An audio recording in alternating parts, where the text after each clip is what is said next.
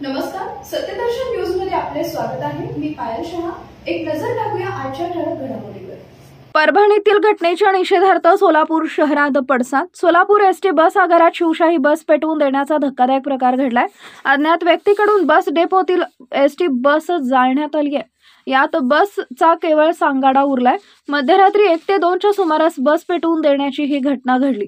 सोमवारी सकाळपासून परभणीतील घटनेच्या निषेधार्थ काही समाजकंटकांनी महाराष्ट्र बंदची हाक दिली होती।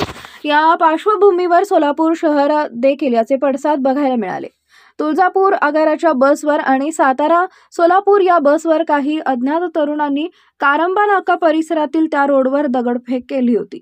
या घटनेतील आरोपीचा तपास सुरू असतानाच मध्यरात्रीच्या सुमारास सोलापुरात अज्ञात व्यक्तींकडून बस डेपोतील एक एसटी जाळण्याचा प्रकार घडलाय।